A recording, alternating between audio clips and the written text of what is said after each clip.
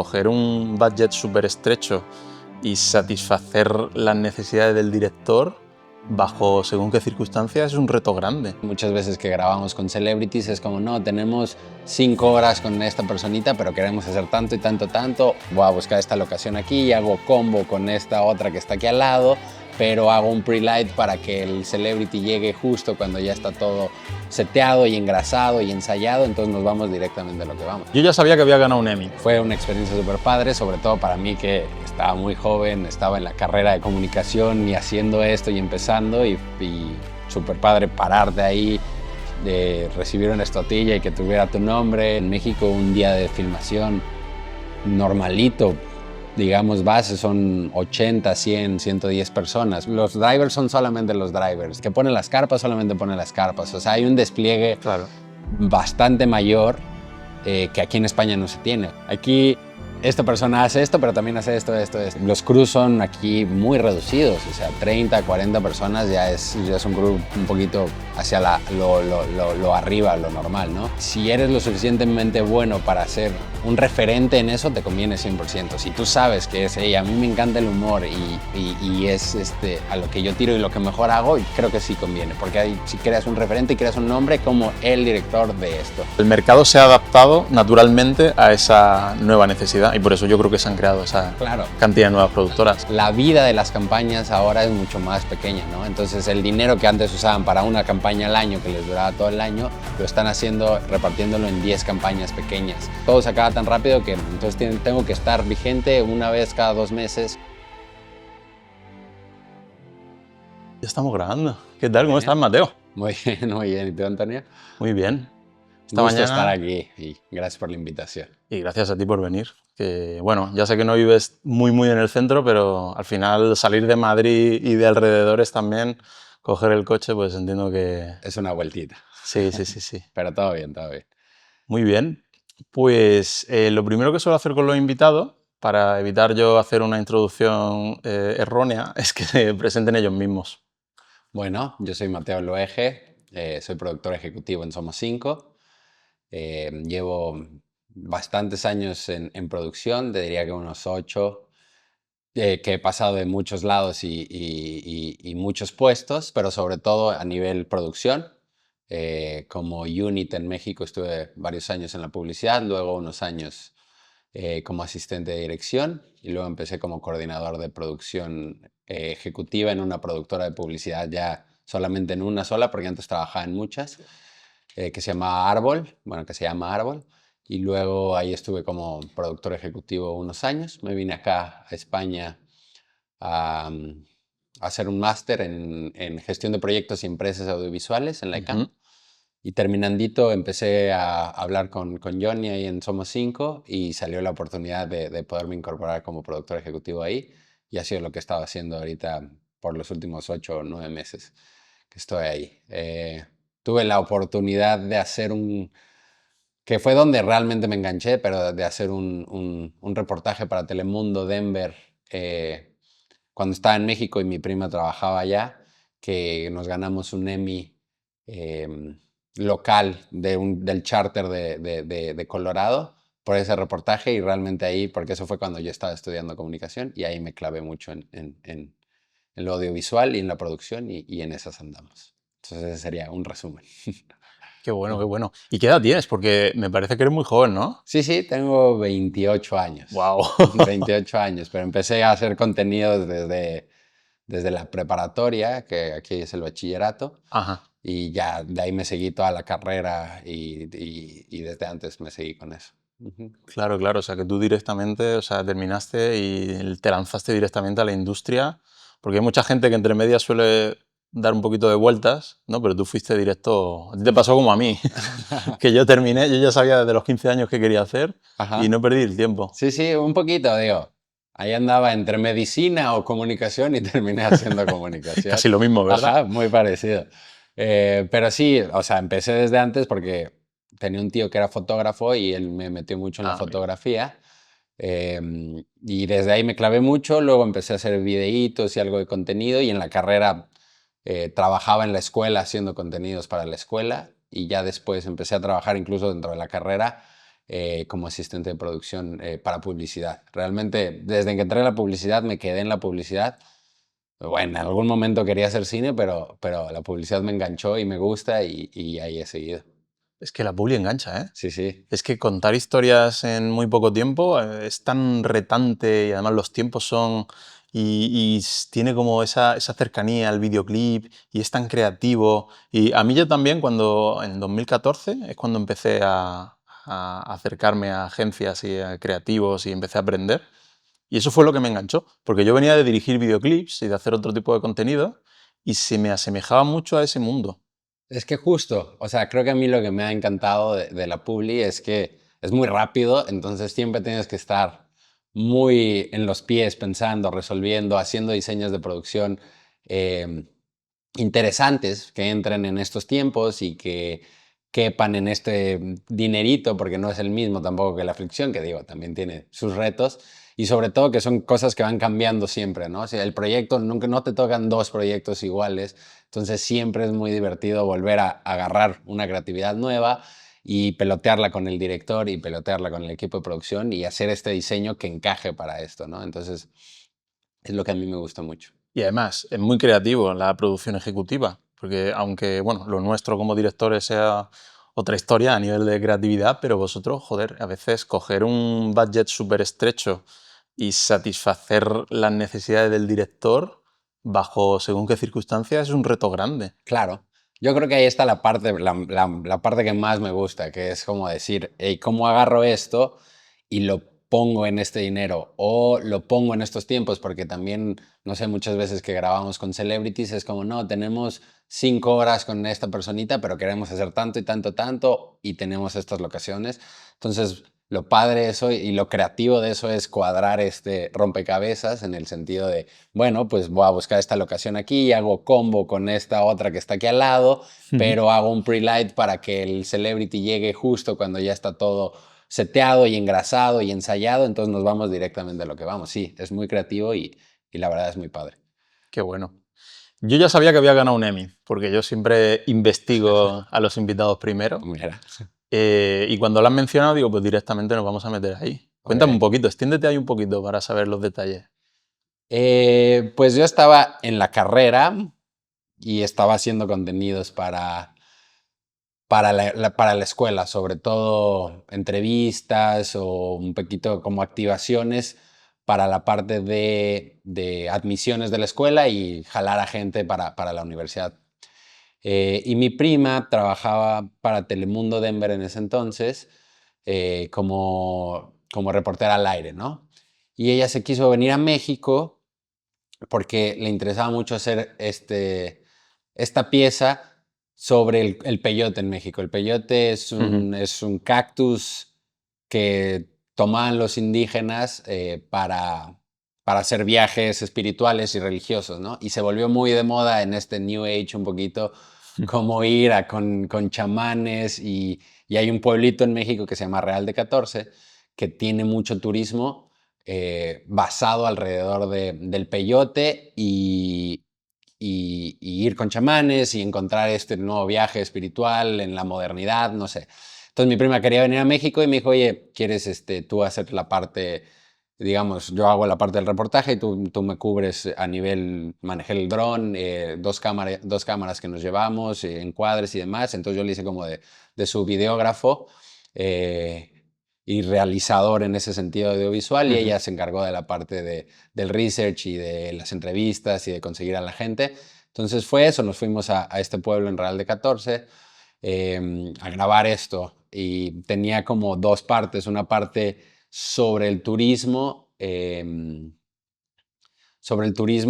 alrededor del peyote y otra parte sobre la parte indígena, ¿no? Y peyote realmente significa venado azul y es como toda la parte de la cosmovisión de los rarámuris que caminan en el desierto y consumen esta planta buscando, no me acuerdo totalmente bien, pero dónde salía el sol, ¿no?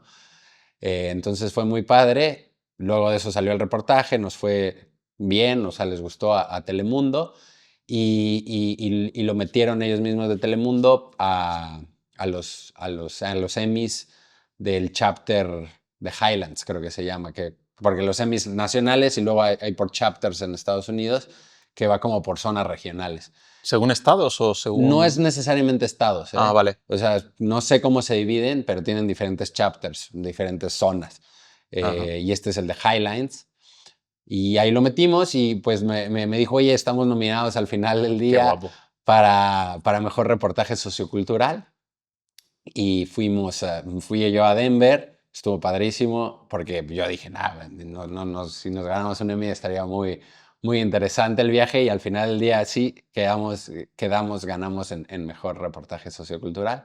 Wow. Fue una experiencia súper padre, sobre todo para mí que estaba muy joven, estaba en la carrera de comunicación y haciendo esto y empezando y súper padre parar de ahí, de recibir una estatuilla y que tuviera tu nombre y tener esa estatuilla hoy en día, o sea, siempre ha sido algo que recuerdo con mucho amor y que fue realmente donde terminé convirtiéndome totalmente que esto es lo que quería hacer. Joder, pero es que me deja muy flipado porque yo sé que Breaking Bad, por ejemplo, ganó varios Emmys. Sí, sí. O sea, que entiendo que hay como distintas categorías, más de ficción, más de documental y más tal. Entonces yo cuando leí que tenías el Emmy digo, pero, o sea, y encima me estás diciendo que lo ganaste cuando estabas estudiando. Sí, Entonces sí. yo me pongo en tu lugar y digo, hostia, si he empezado ya aquí, lo siguiente ya es, ¿no? Pues ¿Tú sí, cómo te sentías ahí en ese momento? sí, ¿Qué no, planes tenías? totalmente. O sea, en ese momento dije, bueno, o sea, y yo me costó trabajo como a mí creerlo en su momento y ya luego fue más bien como que sentí muy padre que la gente me felicitaba por eso y dije, bueno, y esto, o sea, se siente muy bien, ¿no? Pero también lo que dices, o sea, empiezas ahí o tienes esa oportunidad y dije, bueno, ¿y ahora para dónde voy? Y no sé. O sea, fue muy emocionante, pero también me gustó mucho porque me concentró hacia lo que quería hacer, porque en ese momento dije, hey, me encanta también la comunicación política o me gusta mucho el periodismo, entonces Ajá. todavía estaba durante mis estudios, estaba todavía decidiendo qué quería hacer, pero me gustó que fue como la parte culminatoria o que me hizo tomar la decisión al 100%. Y no estabas ansioso mirando el teléfono, diciendo, después de esto tiene que venir una llamada gorda. Pues yo sí te diré, así siendo muy honestos, pensé que hubiera tenido más peso al nivel de cuando empecé a buscar trabajo ya más serio, o que hubiera servido un poquito más abridor de puertas, y no lo sentí tanto, ¿eh? Tampoco era algo que me gustaba o me gusta presumir o anduviera por ahí hablando, pero sí estaba por ahí en el CV puestillo, pues. O sea, yo pensé o sentí que sí, tal vez hubiera tenido un poquito más de repercusión o eso te imaginas, pero no, realmente no fue tanto. O sea, ya después, más adelante, creo que fue saliendo más, pero en el momento, o sea, sí hay como esta ansia que dices como de que hey, esto podría traer algo mucho más grande, pero no necesariamente se dio así, ¿no? O sea, Ajá. se dio más bien mi comienzo ya profesional por amigos de toda la vida y por hacer un buen trabajo ya estando ahí, ¿no? Entonces no fue tanto así. Bueno. He visto también que estabas de moderador hace poco en la APCP, La ¿verdad? PSP. ¿Qué pasó ahí? ¿Cómo fue la historia y qué se dieron en esa jornada? La APSP es la Asociación de Productoras y Postproductoras Comerciales de España, ¿no? En donde somos 5 y en donde están muchas otras productoras y postproductoras y donde se mueve la industria de la publicidad y comercial de acá. Y es una asociación que hace una vez al año jornadas y junta a sus asociados y agentes de la industria, agencias, a postproductoras, de todo. Y hace las jornadas con pláticas y diferentes paneles Ujú. y una premiación también. Y en esta vez nos invitaron a nosotros de parte de Somos Cinco, bueno, de parte de la APCP, para moderar un panel, tener un espacio. Y Johnny y yo estuvimos ahí peloteando y al final del día me pidió o me dijo que si lo quería hacer. Le dije que sí, que con mucho gusto y le quisimos dar un twist un poquito diferente, haciéndolo hubo dos cosas ahí un poquito diferentes porque lo hicimos en inglés, porque teníamos invitados internacionales y el framing o el enfoque que le quisimos dar fue ese mismo, ¿no? Como cómo se ve a la industria española y a la industria de publicidad especialmente española por fuera, ¿no? Entonces teníamos a Mike Garrod, que es un productor y socio de es una compañía como de fixers mundial Ujú. que produce en todos lados del mundo, que se llama Makers. Lo teníamos como invitado. Teníamos a Jonsi, que es socio de Oruga, que está en todo Argentina, Latinoamérica, en Colombia, en México y varios países por allá. Y teníamos acá a Paloma, que de agencia, de aquí, dándonos la perspectiva de, de la parte local, ¿no? Entonces fue ese como el enfoque de, hey, cómo se ve España por fuera y cómo lo perciben por fuera y qué estamos viendo, ¿no? Entonces estuvo interesante porque también creo que está bien posicionada España, de que se conoce de que tiene muchas localizaciones, tiene presupuestos asequibles, la gente que conoce la industria, pero no está muy hablado, ¿no? O sea, creo que puede haber más trabajo de prospecting y ir y contarlo en el sentido de que tiene muchos atractivos la industria publicitaria aquí, pero tal vez no se conoce tanto, ¿no? Entonces está bien posicionado, pero falta un poquito como de trabajo a que se sepa o que llegue ese mensaje. Entonces, ¿esas jornadas están más enfocadas a traer producciones No, no, realmente es o...? un coloquio entre gente de Ah, la industria y los paneles son como informativos, o sea, hubo otros de creativos, hubo otros de dirección, o sea, solamente son las jornadas y sean estos paneles. Digo, obviamente sí hay este interés comercial e industrial, pero es más como juntar a la gente de la industria, tener pláticas interesantes sobre la industria, luego son unas premiaciones y convivio, ajá. básicamente. Y normalmente la asociación está enfocada a, digamos, a proteger un poquito más a todos los que trabajamos dentro de la industria. Sí, te diría que la asociación lo que busca es unir a las casas productoras y ahora también las postproductoras, como para tener pues este standing y esta forma y esta plataforma para también poder hablar, digamos, a nivel gubernamental o a nivel con las film commissions o demás. O Ujú. sea, es como lo que hace la asociación, que en México también hay una parecida, es como unir a las casas productoras y unir a las postproductoras para tener esta plataforma, para poder proteger, sí, proteger la industria, pero también crecerla y también tratar de balancear el terreno de juego, ¿no? Y que todos estemos jugando dentro de un juego correcto, ético y que lleve ciertas bases, porque también hay auditorías para pertenecer a la Ah, asociación, te sí. checan y que estés haciendo, lleves los procesos correctamente y tengas todo en orden, entonces también para que todos estemos jugando el mismo juego y jugándolo bien, pues eso creo que es Sí. valioso.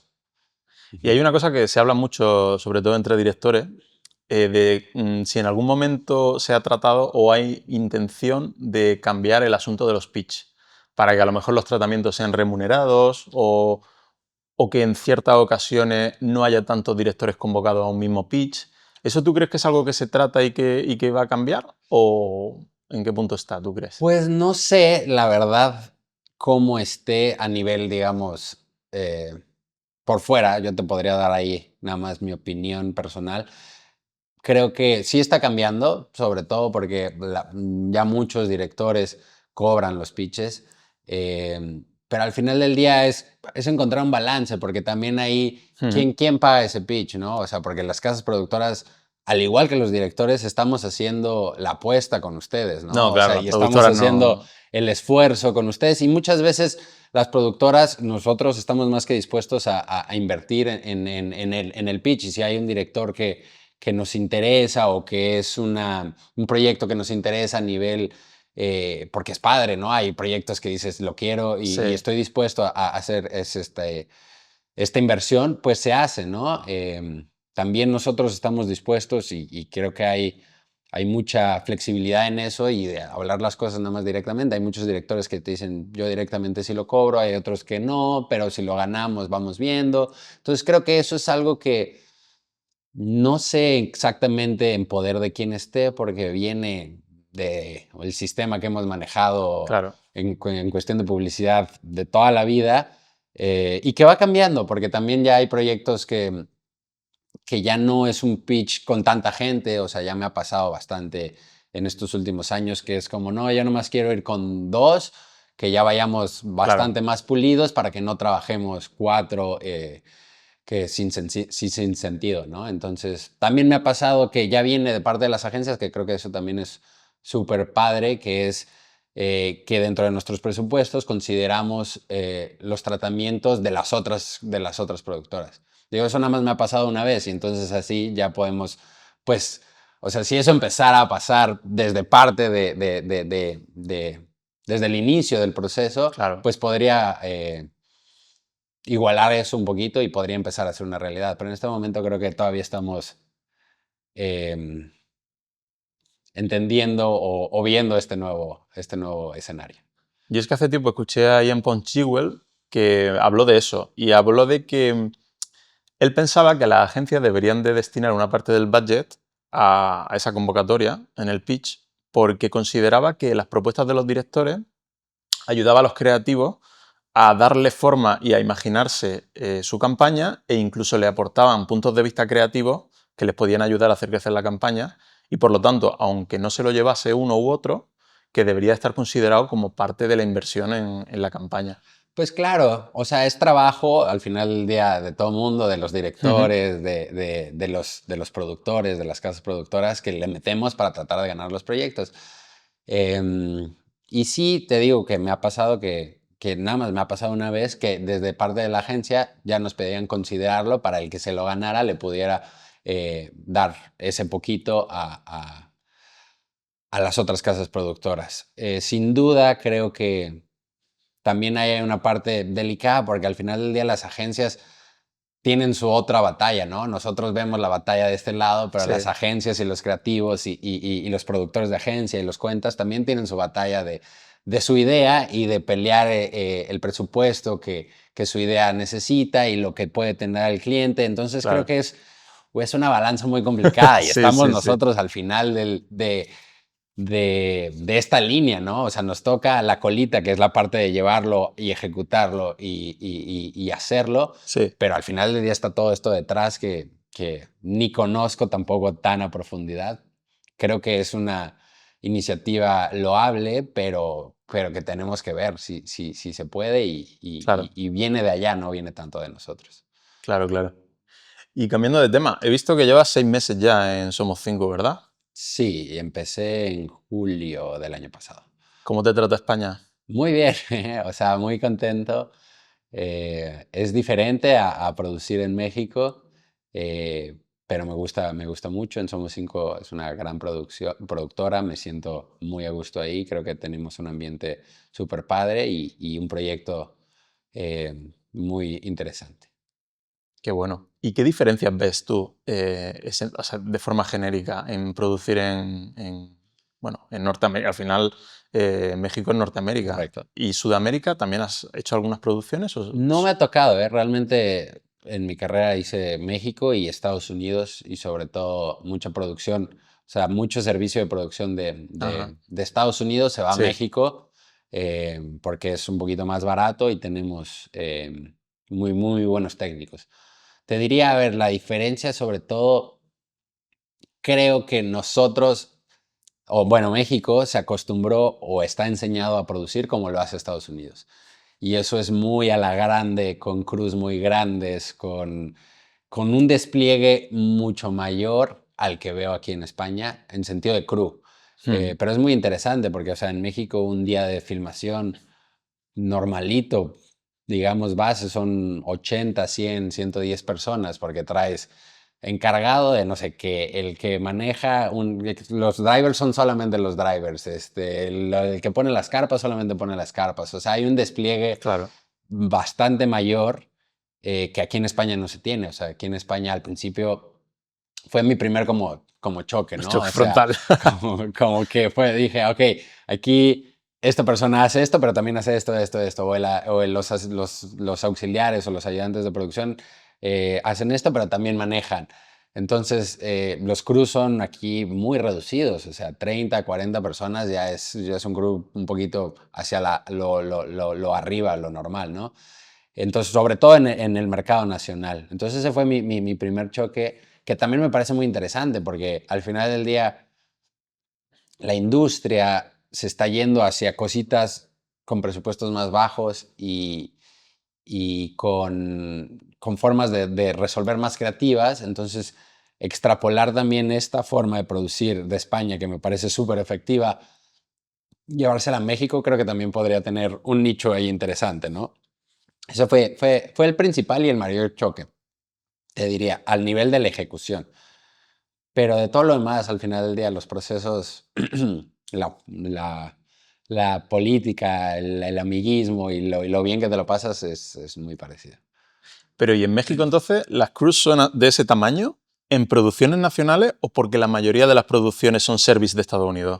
Inclusive en las producciones nacionales son grandes, porque al final del día la industria en México nace de, sobre todo la publicitaria, del overflow de Estados Unidos, ¿no? Ah, vale. Entonces, eh, igual que pasa en muchos lados, ¿no? O sea, tienes un gigante como Estados Unidos que empieza a producir en México. No tenemos jerarquía como Estados Unidos, tenemos los puestos de trabajo como a la producción de Estados Unidos. Y entonces de ahí nace cómo hacerlo. Obviamente la nacional es mucho más chiquita, o sea, un servicio de producción para Estados Unidos son muy grandes en México y tienen un despliegue gigantesco, pero la versión nacional es eso un poquito más reducido. O sea, más chiquito, más reducido, pero de todas formas con esta forma de trabajar, que cada quien hace sus cositas y todo muy jerárquico. También eso en México es que ya va cambiando mucho, pero es mucho más jerárquico que aquí. O sea, sigue siendo incluso, o sea, sigue siendo bastante más grande que en España, aunque sean producciones nacionales, ¿no? Es lo que... Al nivel de, Ah, digamos, de crew y así, sí. Sí, sí. Yo te diría que a nivel, al final del día, México es un mercado muy grande, o sea, somos 130 y tantos millones de personas. hmm, Incluso el mercado nacional es muy, o sea, es más grande que el mercado español. sí. O sea, y las marcas, vamos un poquito más atrás en el sentido de que todavía le meten un poquito más de dinero a la publicidad al uso, porque la televisión en México sigue siendo pues hegemónica, porque al final del día el 80% de la población es gente con pocos recursos y vive de ver la tele, entonces todavía hay mucha inversión en las publicidades grandes de antes. Va bajando, va cambiando, lo mismo que veo aquí en España, se va tirando cada vez más hacia lo digital, pero, eh, pero todavía tiene eso. Wow. Es que, claro, yo a priori, sin conocer mucho la industria, yo me imaginaba México como una especie de paraíso fiscal de producciones, ¿no? En el que los taxes son mucho más bajos que rodar en Estados Unidos, igual que aquí en Europa se utiliza mucho las Islas Canarias para rodar porque tienen el 7% del IGIC, me parece nada más, o una carga fiscal súper baja. Sobre todo para ficción aparte de eso, tienen el tax rebate, que te regresan hasta Ah, cierto vale. porcentaje de lo que le inviertes. Pero en ficción, en publicidad no está todavía, Ah, vale. en las Canarias. Y en México te diría, no, para nada es un paraíso en ese sentido. Hay ciertos incentivos, pero más hacia la parte de ficción también. En publicidad nada más no pagarías. O sea, si tú vienes de Estados Unidos y produces en México, no pagas el IVA de México si el producto es para Estados Unidos, si nada más es la producción, ¿no? Entonces eso ayuda un poquito, pero realmente más allá de eso es que es bastante más barato que hacerlo en Estados Unidos, pero que también creo que pasa en muchos lados, ¿no? O sea, y eso es lo que iba hace ratito que se me fue. Tienes este gigante que es Estados Unidos, que va a México y produce, y crea una industria fuerte, con muchísimos técnicos, con muchísimo rentals, o sea, con el despliegue es mayor que en España, o sea, con rentals más grandes que acaparan todo casi monopólicamente, pero tienen absolutamente todo lo que te puedas imaginar. Y al final del día eso empieza a encarecer también la misma industria, ¿no? Y Claro. entonces Estados Unidos se empieza a voltear hacia otros lados. Ahorita se están yendo un poquito hacia la TAM, más hacia abajo, más hacia Colombia, más hacia Perú, hacia Ecuador, porque ahí pueden hacer lo mismo que empezó en México y es llegar, es más barato, creas la industria y te Eficiencia. mueves. Ajá. Y eso está pasando también creo que en Europa. En Europa, España era un hub también, o es un hub de mucho servicio de producción, pero si te das cuenta se están yendo ahorita hacia Europa del Este, hacia Claro. Rumanía, hacia todos esos países que también tienen mucha industria, sobre todo Estados Unidos produce mucho ahí películas, porque al final del día tienen muchos técnicos, es un poquito más barato y va a pasar lo mismo, tal vez se empiece a encarecer ahí y se van a ir a buscar otro lado, ¿no? O sea, creo que es un poquito como se ha movido la producción globalmente y como va sucediendo y tal vez eso pasa que en México eso barata otra vez y luego se regresan y así nos vamos Sí, moviendo, claro, ¿no? claro. Hay que buscar siempre la eficiencia en el Exacto, presupuesto. exactamente. ¿Y cuál dirías tú que es el proyecto que más te ha retado por tamaño o por precisamente hacer más eficiente el presupuesto dentro de que la ambición creativa del productor, de los creativos y del director sea muy alta? Pues mira, te diría que tuve un service en México muy grande, como de 8 o 9 días para igual una marca estadounidense que tenía muchos retos. eh, pero a lo que voy es más fácil producir con dinero. Sí, sí, sí. O sea, puedes tener muchos retos, pero si tienes el presupuesto, los recursos para solucionarlos, es mucho más fácil. Entonces es una producción enorme, 8 días, crews de 120 cada día, con construcción, con Bolt, con Tecno. O sea, tienes todos los juguetitos. Para el productor es muy divertido, para los técnicos es muy divertido, para el director, para el DP es muy divertido. Eh, es muy loco porque tienes que solucionar muchas cosas, tienes muchos frentes, muchos más frentes de los que normalmente tienes, pero es más fácil hacerlo con presupuesto. Entonces te diría, el reto cambia, el reto cuando tienes el presupuesto es tratar de lograr cubrir todos los frentes, porque al final del día estás manejando muchas más cosas que en una producción normal. Y ese proyecto fue en donde yo aprendí eso, ¿no? O sea, ok, está más fácil, pero al final del día tengo que ver 28 cosas más. 20 frentes a la vez. Exactamente. Entonces, ese lo tengo muy en mente. Y luego, pues tengo muchos ejemplos más bien en los verdaderos retos que para mí son los pequeños, que también lo que decíamos al principio, lo que me gusta y la parte creativa es, ok, tenemos este presupuesto que está acotado y tenemos una ambición que no está exactamente cuadrada con los recursos que estamos teniendo para ¿no? Y de eso tengo, la verdad, muchos ejemplos. Y te diría que la mayoría es como esta idea, no sé, estás pensándolo y en algún momento te da un clic de algo y es como, oh, esto podría ayudar muchísimo, que tal vez es, no sé, que en esa misma locación la revistamos y la pongamos de esta misma otra. O vamos a hacer una sala, sí, pero necesitamos un comedor, bueno, tiramos para allá y hacemos ahí el comedor. O sea, creo que ahí es la parte creativa y eso se da, y eso es más el día a día. O sea, creo que el reto del día a día está en estas cosas que son un poquito más pequeñas, pero que son con creatividades interesantes y que pueden encontrar esa solución ahí. No tengo uno per se ahorita en mente, pero porque esos son la mayoría. Realmente los proyectos grandes no se dan tanto y vivimos más de los chiquitos, o chiquitos medianos, no tan grandes, pero con exigencia creativa y con un reto en los recursos. Eso es lo que te diría. Qué bien. ¿Y en qué os fijáis vosotros cuando veis la bobina de un director para que os atrape y digáis, este señor o esta señora me puede ser muy interesante según para qué tipo de proyectos, teniendo en cuenta el roster que ya tengo? Ok, te diría ahí que pues hay dos cosas. Una, obviamente, a nivel yo productor, cuando estoy viendo bobinas, creo que el look es lo que me atrapa a mí personalmente primero, ¿no? O sea, que se vea cuidada, intencionada la luz, la foto, a mí me gusta, me gusta a mí personalmente en un principio.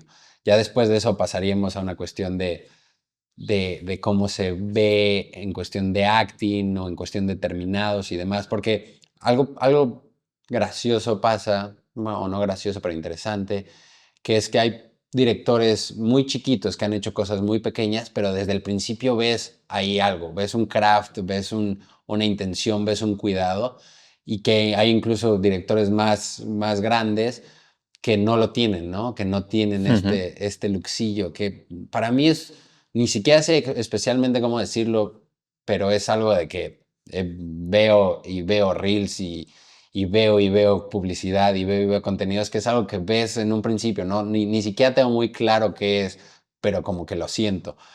Entonces, eso me da y es interesante cuando veo directores que traen muy poquita carrera y lo veo, me gusta, porque al final del día puedes agarrar a un director pequeño y crecerlo junto contigo y eso es súper interesante. O puedes agarrar a un director grande que ya lo tiene, pero también ahí también viene todo lo que trae un director grande, ¿no? Y todo lo que arrastra. Eso es la parte para mí. Y en sentido de los proyectos, pues es mucho dependiendo de cómo venga la creatividad, ¿no? Y a nivel pitches o a nivel agencias, hay dos formas. Muchas veces las agencias llegan y nos dicen, oye, tengo esto y quiero hacerlo con este, que ya sé que tú tienes este director en tu rooster, o no, o quiero hacerlo con este si lo consigues súper bien a veces, porque nadie lo tiene, ¿no? O es alguien que el creativo tenía en mente y era como, mira, el creativo tiene a esta persona en mente, ve si tú puedes hablar con ellos, ¿no? Entonces es una. Y la otra es, mira, tengo esta creatividad, ¿qué director tuyo ves para este proyecto? Y ahí es donde entra, sobre todo, es de qué va el proyecto. Si es humor, me voy por un director de humor. Si es acting full, me voy por un director de acting. Si es más estético, Wes Anderson, me voy por un director que me dé eso. O hay proyectos que son un poquito más englobadores de todo y hay directores muy fuertes en su rango. Hay directores Ujú. que sabes perfectamente que pueden hacerte humor, pero también te pueden reforzar la parte visual y te pueden reforzar la parte del acting. Entonces, hay directores que tienen un rango grande, que no están tan enfocados en uno solo. Y esos son también los que a veces, si el proyecto es más de eso, va por eso. ¿Y tú crees que es bueno que un director se enniche dentro de los géneros de la publi? ¿O crees que debería tener siempre un rango más amplio porque eso le enriquece para cada género que hace? Creo que al final del día, hacia donde creo que el mundo va más hacia la especialización, ¿no? Mm. Entonces partimos de algo muy mm, grande y nos estamos especializando. Yo creo que sí, probablemente te ayude, que te ubique. O sea, es que no sé, es un poquito de una navaja de doble filo, porque al final del día, si te metes mucho en eso, pues tú eres un director de coches, tú eres un director de tabletop, tú eres un director solamente de humor. Si eres lo suficientemente bueno para ser un referente en eso, te conviene 100%. Si tú sabes que es, hey, a mí me encanta el humor y es a lo que yo tiro y lo que mejor hago, creo que sí conviene, porque si creas un referente y creas un nombre como el director de esto. Y son reducidos al final del día cuando tú te dicen humor, aquí piensas en ciertos directores, o coches, aquí piensas en ciertos directores. Igual en México te dicen esto y piensas en ciertos directores, pero son, digamos, la última capa de muchos que tal vez están ahí abajito y trabajando para eso. Entonces creo Ujú. que tal vez eh, en un sentido de que si tú sabes o lo tienes muy claro, puede valer la pena.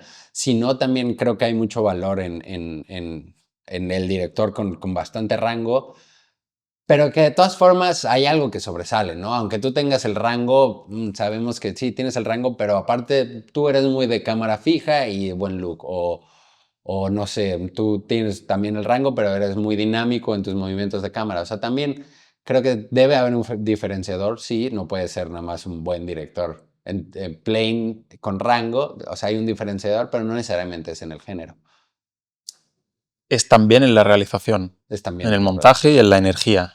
Correcto, en el dinamismo, en si tú eres de cámaras fijas, hay directores que les gustan mucho los contrapicados y se ven en todas sus piezas, o los picados y se ven Sí, en el todas sus estilo. piezas, o los movimientos, o sea, creo que pensándolo, creo que es más que el género que se vea una continuidad que se ubique, ¿no? Esta pieza es de él, ¿no? O Sí, sea, y como ves una película, o sea, tienen un estilo los directores que sabes que esta película es de él y podrías verla sin saber quién es el director y te va a sí. dar este feeling de que podría ser de este, ¿no? Entonces creo que eso es más interesante que clavarse en un género.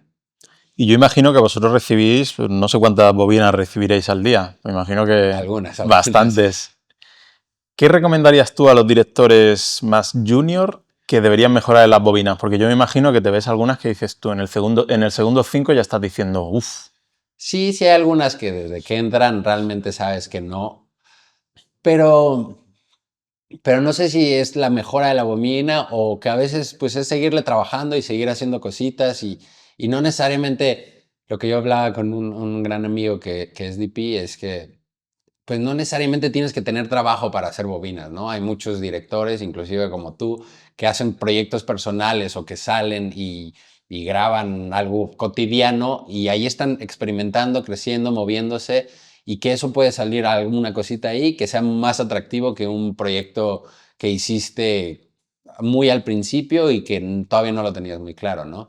Entonces, creo que pues es seguir haciéndolo, moviéndose y la mejora de la bobina creo que se da haciéndolo.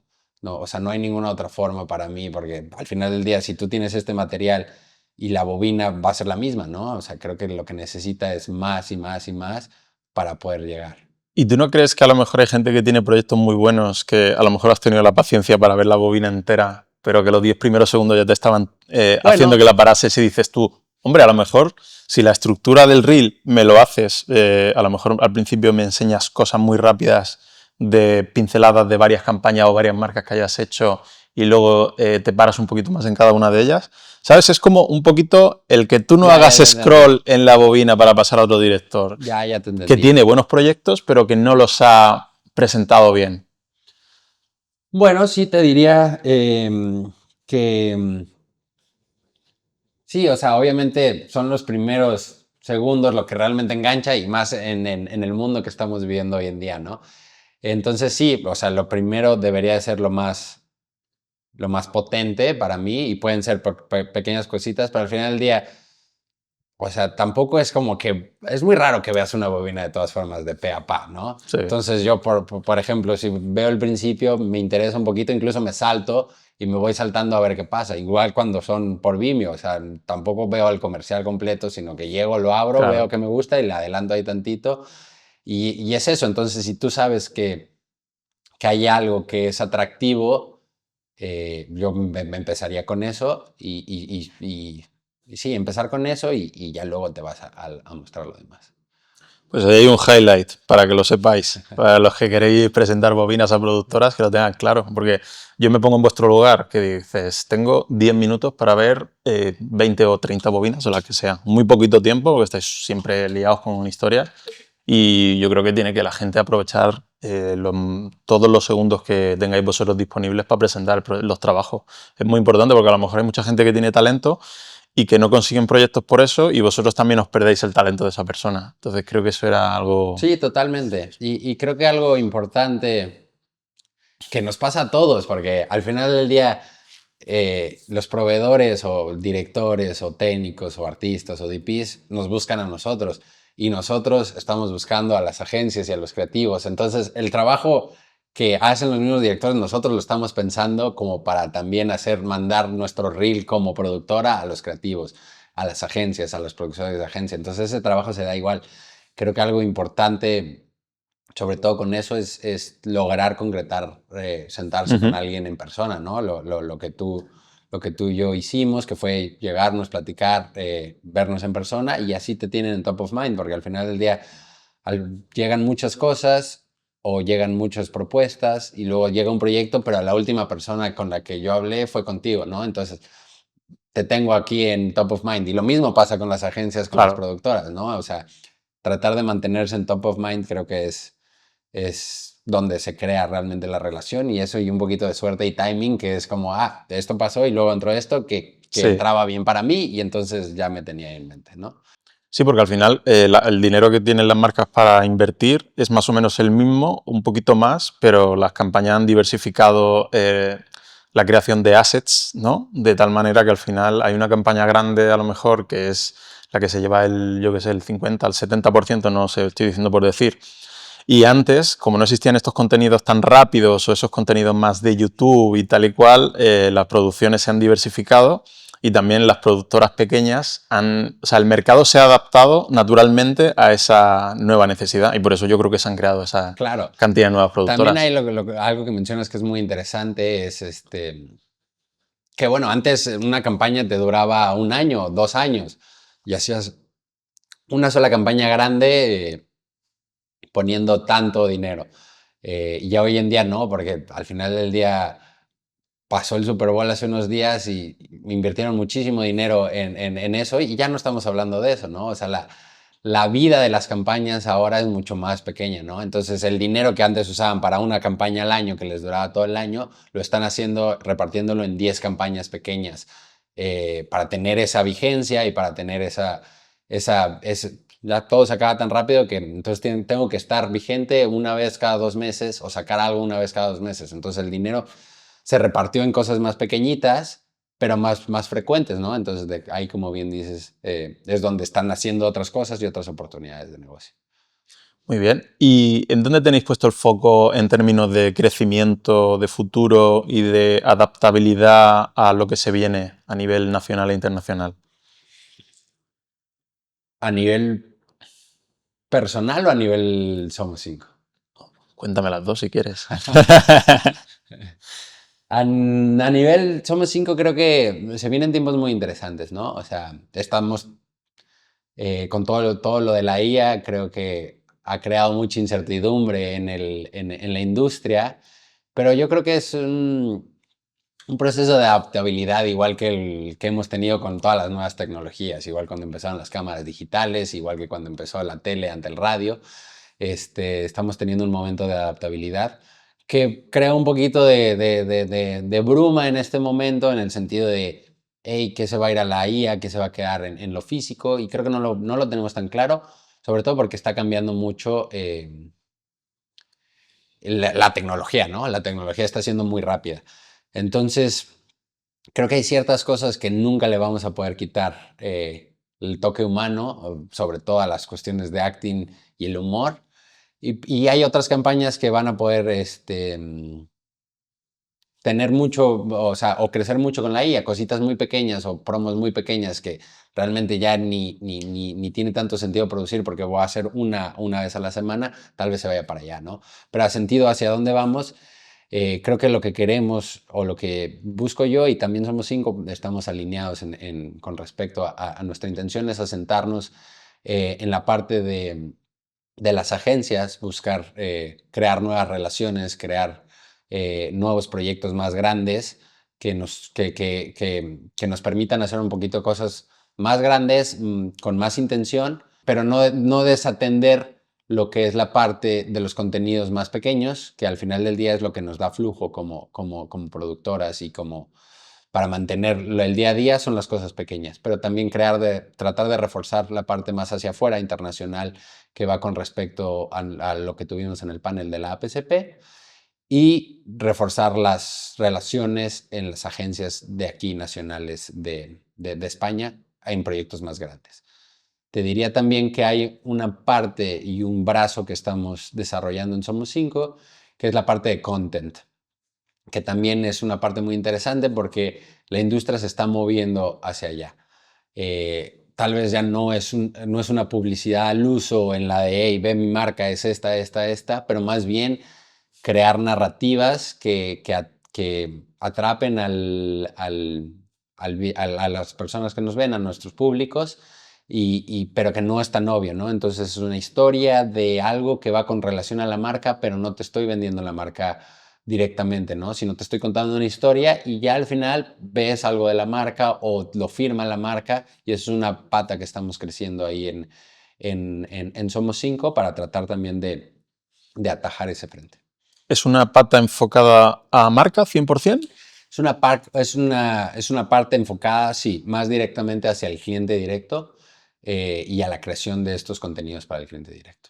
Y a lo mejor buscáis o directamente el perfil de director o de content creator o de filmmaker, ya no sé ni cómo se llama, pero también tiene que ser un poco director creativo, porque Sí, tiene que o entender sea, la marca. hay una parte más creativa en el sentido de que la creatividad no necesariamente va a venir de una agencia, sino que más bien nosotros llegar con una propuesta Ujú. o que la parte de este realizador, director, pueda tener este enfoque y esta aportación hacia el proyecto. Y esta es la marca y la marca sabe que quiere hacer un contenido narrativo, pero no sabe qué. Entonces ahí es donde entraría este ente, este director, este realizador, como bien dices, que tendría que tener más carga hacia también poder llevar esa parte creativa.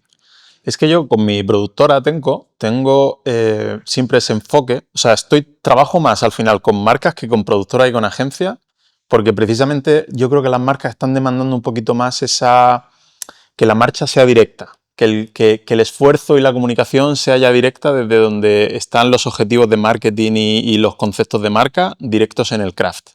Y estoy trabajando con muchas marcas en los que yo, por ejemplo, le hago la dirección creativa Ajá. y me parece que es una manera súper eficiente, como hablaba el otro día con Yago, de tener el presupuesto muy enfocado donde tiene que ser y que sea lo más eficiente posible en términos de entregables y de contenido y de eficiencia de comunicación, incluso. Totalmente. Sí, o sea, y por eso nace esto también, ¿no? Porque creo que al final del día es algo diferente a la publicidad, porque no es publicidad normal, sino es más bien la creación de contenido, de content, de branded content y, Sofisticado, y sofisticado, ajá, claro. con un poquito más de look, con un poquito más de producción, con un poquito más de impacto. Y no se quede nada más como en creación de contenido más bajita, sino sofisticar, como bien Eso es, dices, me sí. gustó la palabra, para llevarlo un poquito más arriba, subir un poquito más el craft. Y eso es un poquito también el enfoque que estamos trayendo y estamos empezando a rodar. Es que la palabra content me da la sensación de que se ha prostituido últimamente mucho y se ha degradado mucho. Entonces, como no le añadamos este concepto de sofisticación, que al final somos productoras acostumbradas a trabajar con marcas grandes y con presupuestos y tal, entonces la visión y el código y el tono y todo eso que le impregnamos a ese contenido no puede ser solo contenido, es Total, total. contenido sofisticado. Tenemos que inventarnos algún término en inglés, ¿eh? Ajá. Para darle más valor. Sí, te diré, o sea, porque content al final y también son términos que muy bien dices, hasta difíciles de definir, ¿no? O sea, ¿qué es Claro. content? ¿Qué engloba? Entonces, creo que estamos trabajando hacia eso y como industria estamos empezando a poner las nuevas límites o las nuevas barreras, las nuevas definiciones. Y eso va a ser parte del proceso, ¿no? Entonces, content sofisticado, le vamos a pensar un nombre Hay que brandear el término ese. en inglés. Sí, sí, sí. ¿Y cómo pretendéis levantar la pata de la IA? ¿Vais a meter directores que estén enfocados en IA Tenemos, 100%? Sí. tenemos un par de realizadores con los que ya hemos hecho bastantes cosas en IA, realizadores muy enfocados en IA, y lo que nos ha pasado mucho es el rodaje mixto. Sí. Entonces, hacemos lo más que podemos a nivel físico y reforzamos con planos o con cositas que no nos entraban en los recursos o no nos entraban en los tiempos. Ujú. Ahí estamos metiendo IA. Es nuevo, creo que es nuevo para todos y este nuevo workflow lo estamos también conociendo, pero sí estamos y sí tenemos también, sobre todo, una parte de la productora que está sobre todo haciendo mucho research de esto, buscando gente nueva, conociendo nuevos realizadores, conociendo nuevos directores y conociendo todas las herramientas, ¿no? Y todas las herramientas nuevas, porque al final del día es algo que está sucediendo, que va a pasar, querramos o no, o quiera algunas personas o no, y que no hay que dejar de lado y que no hay que verlo con miedo ni con susto, sino como una herramienta que nos puede ayudar mucho a contar lo que nos gusta y a reforzarlo, ¿no? Entonces sí está haciendo, sí le estamos metiendo, te digo, sobre todo en la parte de rodajes mixtos y en la parte full IA hemos tenido en cuestión de animaciones y así. Entonces creo que está funcionando y vamos trabajando en ello. Yo es que creo que el activo humano más potente es la creatividad y no ya solo la creatividad para pensar una campaña o para visualizarla como director, sino la creatividad como la que tú tienes ajustando un budget a una circunstancia.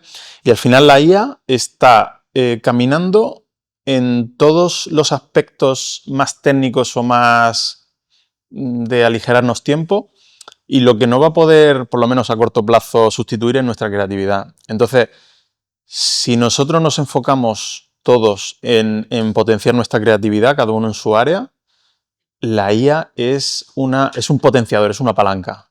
No es algo a lo que haya que tenerle miedo. Totalmente. También creo que hay un poquito de vicio en este momento, en el sentido de que como conocemos tan poco o como traemos el workflow tan nuevo, creo que hay una visión, por lo menos exterior o a nivel gente que no está tan metida en la IA, que es mucho más sencillo de lo que realmente es. Porque no es nada sencillo. O sea, al final del día, hacer solamente el prompt bien, que te mantenga la continuidad, Uf. una vez teniendo ya las cosas, digamos, en frames, ya luego animarlos, todo eso es un tema que, así que te diga, aligera muchísimo tampoco, ¿eh? O sea, No, tampoco, eso no. tampoco creo que es algo que todavía no tenemos tan claro y todavía ese workflow no está tan aterrizado y tenemos que, una vez que lo entendamos nosotros, también reeducar a la parte de afuera de, "Hey, no va tan ahí, no es tan, oye, hazme esto así, así, así", y sucede, no es tan así. Entonces creo que eso es interesante, ese momento en el que estamos. Sí, porque tú puedes, o sea, para crear una peli, a lo mejor primero tienes que empezar a promptear hasta encontrar el personaje. Cuando tengas el personaje tienes que tener todos los ángulos de ese personaje, de cuerpo entero, de cara, rasgos faciales bien definidos, y ahí tiene ya la consistencia del personaje. Luego tienes que tener la consistencia de la localización, por ejemplo, si es una producción sencilla, de un personaje en una localización, tienes que tener la localización bien definida para que tenga consistencia.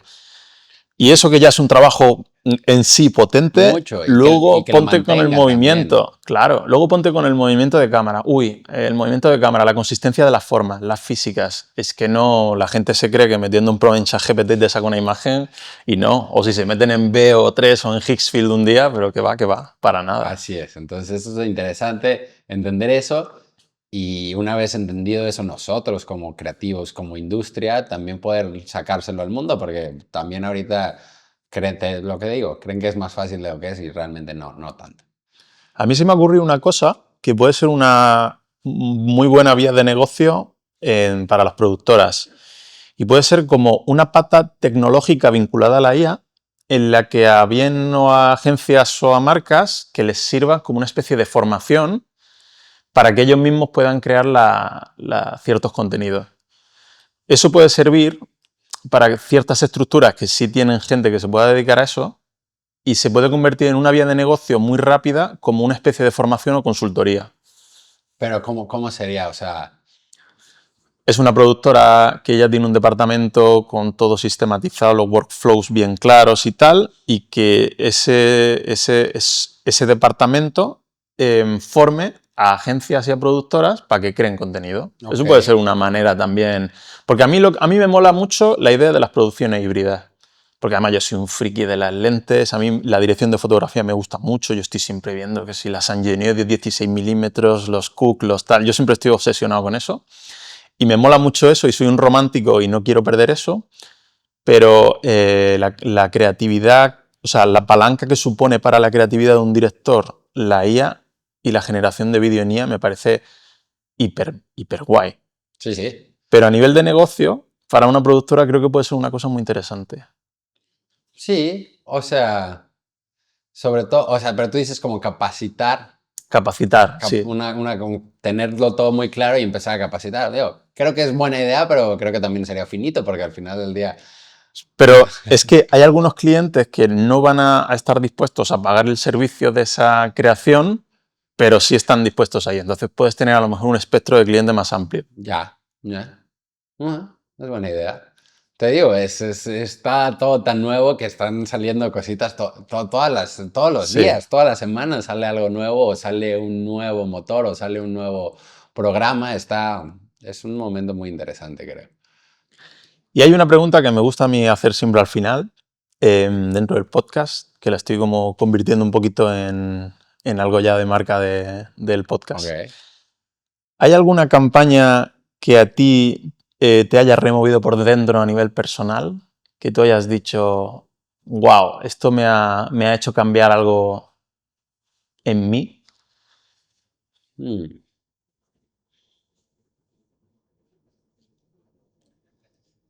No sé, o sea, sí, varias campañas que he visto y que son, sobre todo estando dentro de esto, o sea, entender lo que tomó hacer ciertas campañas es algo que sobre todo es lo que yo más me fijo, o sea, todo lo que trajeron, todo lo que tuvieron que mover, toda la gente que tuvo que trabajar en eso, te diría que es lo que más me mueve a mí. Pero una campaña así en específico ahorita que te pudiera decir, no, no la tengo, pero te podría decir que las campañas de Coca-Cola siempre tuvieron un lugar muy especial en mí, porque soy muy fan de Coca-Cola y de Ujú. coleccionar todas las cosas de Ah, Coca-Cola. sí. Entonces la seguí mucho, eh, pero no te tengo una tan clara. Sobre todo lo que te diría es lo que me remueve mucho es, una vez entendiendo el trabajo que cuesta tener esos 20 segundos en la tele y luego le metes unos valores de producción gigantescos a campañas muy grandes que me he visto y digo que espectacular. Pensar como todo el trabajo que hay detrás me gusta y eso me remueve mucho. Y sobre todo en campañas grandes internacionales como las del Super Bowl de ahorita, que estuvieron muy buenas y de todos los años, te diría que eso es lo que más me llama la atención. Genial, Mateo. Pues muchas gracias por haber venido. Gracias a ti, Antonio, He por la invitación. tomado una horita y poco. Buenísimo. Y gracias por haber venido y por haberme dedicado este tiempo. Gracias.